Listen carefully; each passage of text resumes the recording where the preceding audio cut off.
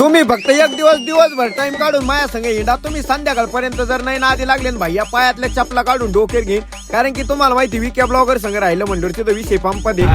पण ती शेटला मशीन बघायला गेलो विषय पंपातच झाला. आता नाही नाद राहिलं होय. तर जय श्रीराम भावांनो, मी विके ब्लॉगर आणि आजच्या नवीन ब्लॉग मध्ये तुमचं सगळ्यांचं स्वागत. सकाळी हिरामोतीवाला हानी सिंग दूध प्यातनी पाहिला आणि त्याला पाहून मन हेच म्हणत होतं दूधच पितोय पण अशी ऍक्टिंग करतोय जसं उंटाचं दूध पितोय. म्हणलं भाऊ तू अख्ख्या 12 वाड्या नाशिल्या तर आता तू दूध पितोय तर तो काय म्हणतोय ना ते एकदा ऐका. आणि यानं 13 वाडी तयार करून ती नाशिवली. तुम्ही आपले माणसं आहेत म्हणून तुम्हाला खरं सांगायचं म्हणजे मी सुट्टीच्या दिवशी इमामपुरात कमी जेवरात जादा असतो. तुम्ही कवा बघा मी जेवच्या स्टँडवरच पडलेला असतोय.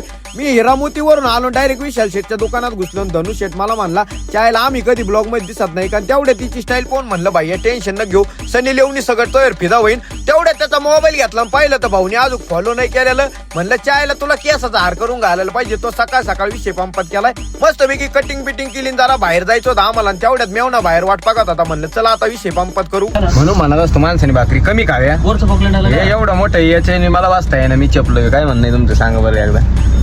बरोबर हिंदीला तर आपण सशेवाडीचे पाहुणे कॅमेरा चालू पाहून असे भयान डायलॉग आणत होते. मग मला कळालं चायला सशेवाडी चांगलीच नादी लावलेली. मी लय बेकार डायलॉग आणते ते. नंतर ऋषा म्हणला तुला लय दाटी रिटी झाली अन्नच खाऊ घालतो खाणार आहे का. म्हणलं भाई विषय पंप दे फुकट असले मी सोडितच नाही. आम्ही ट्रिपल एका घेऊन डायरेक्ट नवं मशीन बघायला आलो. बंटी शेट आतमध्ये जाऊन बसला.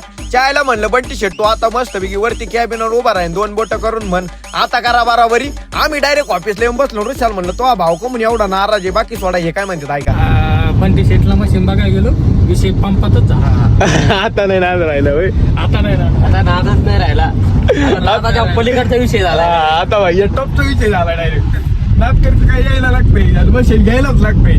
मशीन कसं आहे क्वालिटी कशी आहे. Quality 74 SP